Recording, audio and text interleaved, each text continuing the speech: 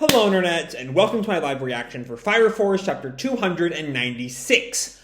When we last left our heroes, Shinra was continuing to sort of feel like nothing he alone could do would stand up to the despair wrought by the Evangelist and Haumea.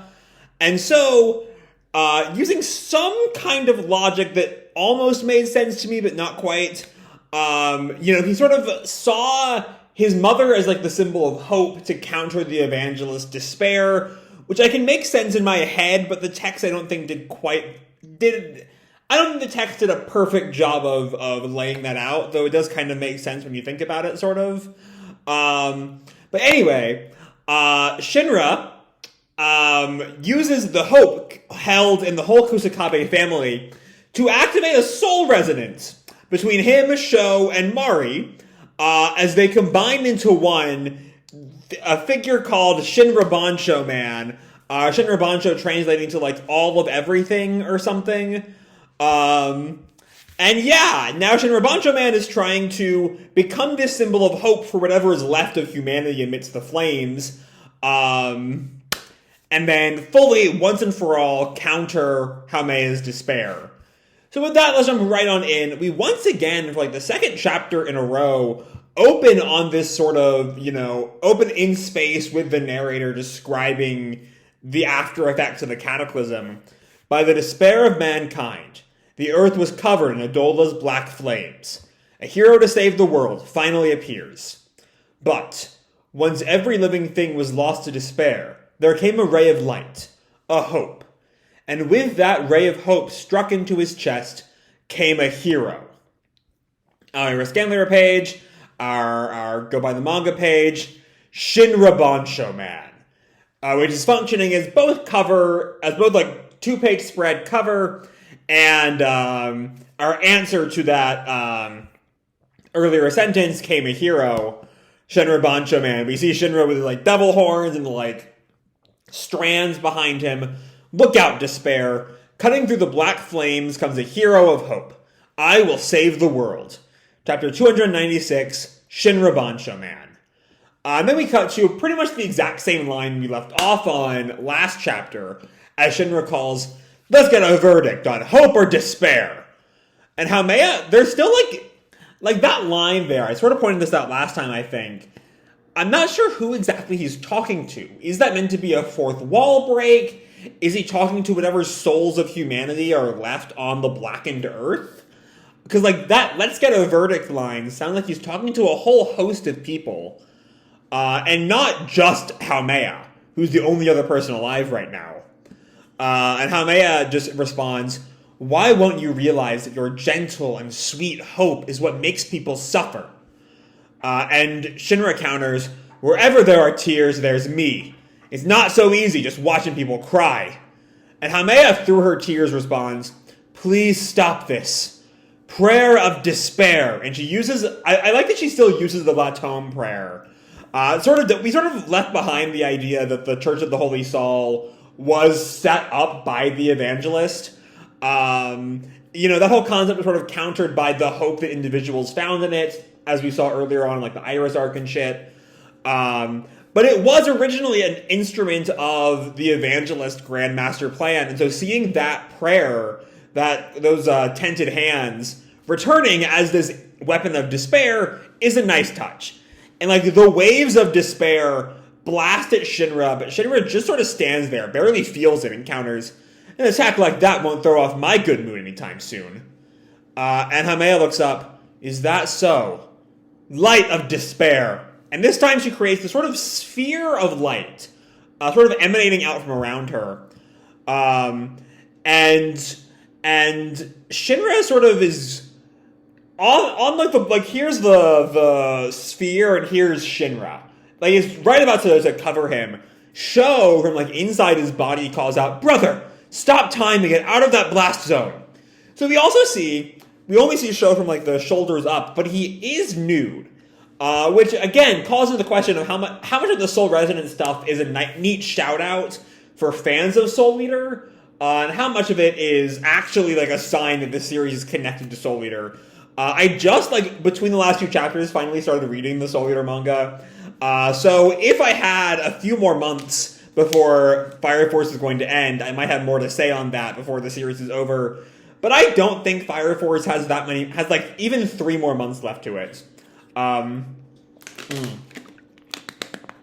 So unfortunately, I won't really be able to bring in Soul Eater too much while analyzing Fire Force.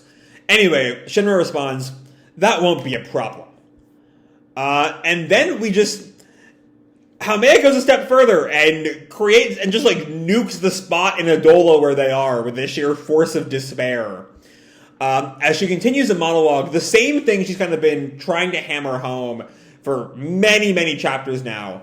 The end of despair is a consensus of humanity, and you're trying to change that. And Shinra is just unfazed at this point. None of her despair is really affecting him. And Haumea is finally kind of stunned. You know, she stopped crying, she stopped begging him to stop. She's just shocked. And Shinra looks down at her, "Quit it already." And Haumea tries to protest. Excuse me. "You're the one who has to stop. Look at this planet. The Earth has been immolated by flame. This is not an ending that was achieved by either yours or my action. It is the unconscious desire of all mankind. These black flames are proof enough, is it not?" I also do I feel like it's been a while since we've really seen Haumea, acting like she is, she says that she's been saying for this whole fight, of course, that everything she's done is kind of ordained by the collective unconscious and everything.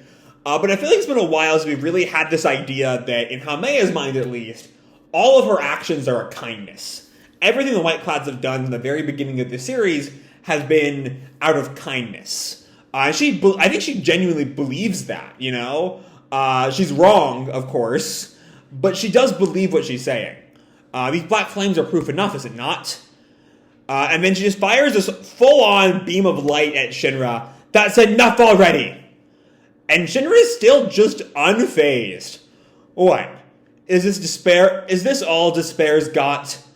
And Sho and Mari call from inside Shinra, "Brother, don't get carried away. You're being thoughtless." And Shinra responds, "Being combined, you should know that we won't lose." Because between despair and hope, he holds his palms up. And look at this shot of his horns. Very particular shot of his horns, don't know why. And then he brings his fingers down in the fucking rock hand gesture that Obi taught him way back when. Because between despair and hope, of course hope's gonna win. And Haumea now just bawling as she throws more and more light and fire Shinra's way. "I'm sure you think so, but this Earth is engulfed in black flames." And Shinra is still just unaffected by these attacks. "The results speak for themselves, don't they?" And Shinra just tells her, "It's all based on your karma. The results are everything. Seriously, how boring." And Haumea protests, "How boring? What does it matter if it's interesting or not?" And Shinra just looks down at her. "Everything matters on if it's interesting or not." Okay, I don't know where exactly he's going with that. Unless I've sort of put aside the concept of Fire Force as an incredibly meta series, as this whole structure of Fire Force's world being based in kind of metafiction. And I've sort of pushed that off to the side as sort of kind of a misinterpretation of the world building. But also, that is a potential reading. If it's interesting or not. If the world is interesting, if the story is interesting, the manga will keep going, and if not, it gets canceled. I don't know. I'm not really on board with that reading, with that whole reading of Fire Force as a story that deeply knows it's a story anymore. I think it worked kind of briefly at the start of the Cataclysm. But I don't think it's meant to be how the entire world itself is organized, if that makes any sense. I talked about this in videos past, I believe.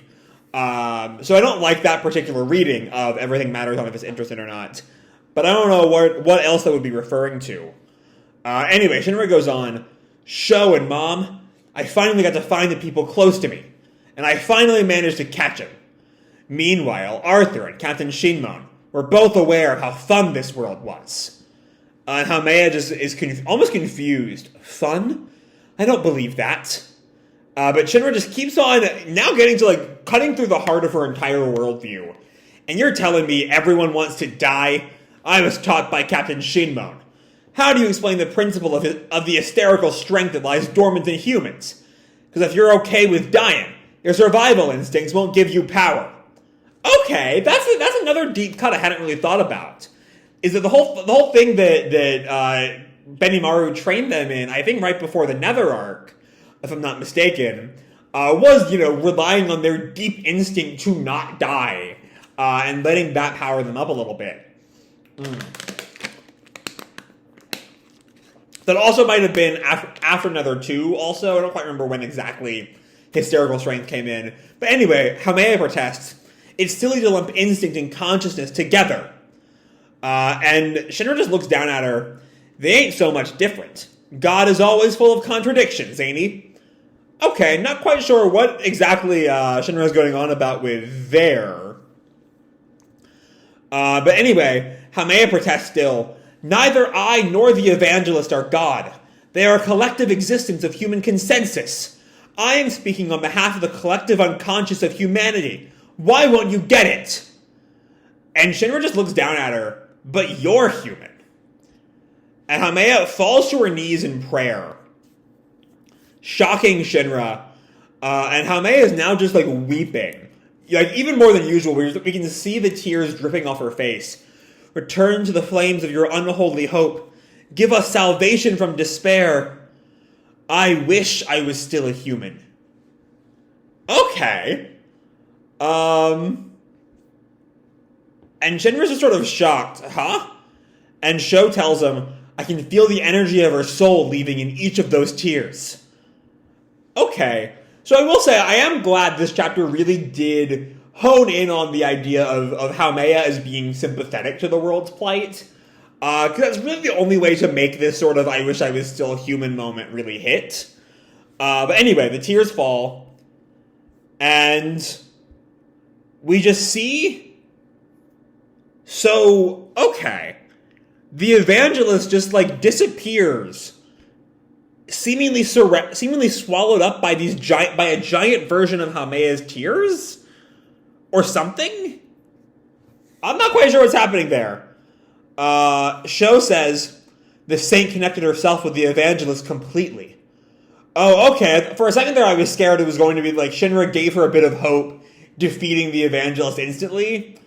I think it's almost the opposite.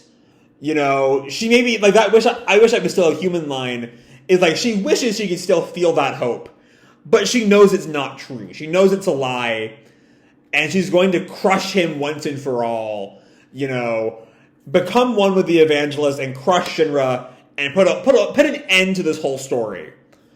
Anyway, Shinra comments, it's the countless amounts of consciousnesses, of souls, becoming one. And this like cloud of smoke forms in front of Shinra, and we hear this rumbling. And we see what I'm assuming is a giant Haumea. We might just be really zoomed in, but now with 3 eyes. Weeping from all 3. I don't know what's going on there. And just... we can't really see Shinra for comparison, but I think Haumea is supposed to be fucking huge here, because we got a larger shot of her. She still has the giant crown she had on all through this fight, but now with like almost a veil behind it. And we see her dress looks like soaked through almost. Like it looked dry earlier, and the way it's just like rippling there looks waterlogged almost. Holy woman of despair, crying holy girl. Which I guess would, like, the crying thing would fit with how wet her clothes are. The brightly shining hope has evoked the despair, clad in white. The time has come to settle the score between humankind's bearers of hope and despair. To be continued after 297, Hope's Big Bang. Okay. So, there's a lot of fun stuff here. It is very much it's very it's very cerebral, I think. Very Shinra and Haumea argue the show's themes at each other for 20 pages.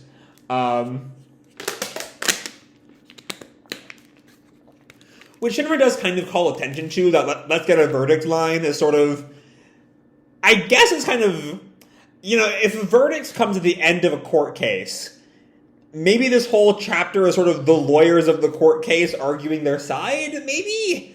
I don't know, it's a large stretch, I think, but it is an interesting reading, I think. Anyway, like I said earlier, I do really appreciate sort of, showing Haumea is sympathetic here. In retrospect, I do miss kind of wild, crazy Haumea. I think she was a lot of fun, and this Haumea is just not all that fun in the way that earlier Haumea, like Haumea pre-Cataclysm was, pre-Charon's death was.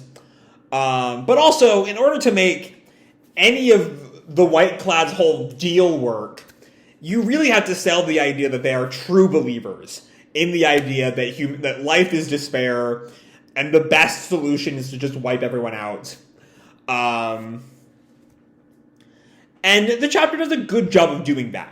She's constantly saying, this is not my fault, this is what everyone wanted, this is a kindness, this is my gift. This is their desire, these black flames are proof enough, is it not? And it doesn't really affect Shinra, because Shinra at this point is just not moved by that. He's accepted hope as the ultimate salvation. He is going to be the one to push back against despair once and for all. He has accepted that fully, and none of Haumea's condensed despair could really get to him. And it's just great to see, Shinra, for one thing, it's great to see Shinra finally be the hero that he's, and it's an interesting thing. He's the hero, sure, but his imagery is sort of wrapped up in the demon that he was sort of saddled with. It's nice how he's sort of taken that moniker and used it to fuel his hero persona, almost. It kind of reminds me of Robin in the Black Maria fight in One Piece, sort of accepting her demon moniker if that's what it takes to protect the crew. It's a similar concept in my head, though it's not quite as clear as the One Piece bit. Though, asking anything to be on the level of the Robin Black Maria fight is like a tall order, I think. But anyway, as that continues, Shinra is just continuing to push back on this idea that despair is the ultimate solution. And it kind of is the first time, I think it might be the first time we've really seen anyone philosophically counter the White Clads. Shinra says shit like, yeah, we're going to stop them, we're going to not let the world give in to despair. But this kind of feels like the first time Shinra is saying, the world won't give, or let me find the right way to phrase this. Shinra saying, your entire worldview is wrong, and I'm not going to prove that by, beating your ass, though I will if I need to. I'm going to prove that by, just pointing out how you're wrong. The idea that the world is pure despair and everyone secretly wants to die is not really held out in the facts. Which, yeah, that's kind of the point, I think. That's sort of what the series has maybe always been building to. I am curious, though. I want to cut to the I wish I was still a human line. Because I'm curious if Haumea will get some form of redemption. I don't think she'll live. I do think Haumea will die. But I'm curious if she might decide, oh no, I was wrong. There is truly hope in the world. And so she just takes herself out that way, maybe? If so, I imagine there's something about that Arthur and Shinmon were both aware of how fun this world was that makes me think of Charon. Charon wanted to end the world for Haumea's sake, but he also was having a blast. All the time he was having fun. And so maybe we'll sort of see the memory of Charon kind of drag Haumea out of her despair. this reminder that actually people do love the world, love living. You know, how, like, Charon was only big on the death cult stuff for Haumea's sake. So maybe Charon is some key to breaking Haumea out of her worldview? Maybe? I don't know. Either way, she is now a giant crying woman. And this might be the point where this might be the point where Shinra and Haumea put all the philosophy stuff aside and just, like, get back to decking each other. And, you know, on the one hand, I like the idea of everything being sorted out in a really long, intense argument. But also, Fire Force's fight choreography is just so fucking good. It would be a shame to not get one last fight before this series ends. So yeah, if it turns out to end in a conversation, that would be great. But also, if we can get one fight in there before that conversation happens, I'm all for that too. So yeah, I think I'm going to leave this video off here. Hope you'll enjoy the chapter and the video itself. If you did, feel free to drop me a like or subscribe, or, you know, do whatever makes you happy, you know? And as always, your life is your own, okay? Bye!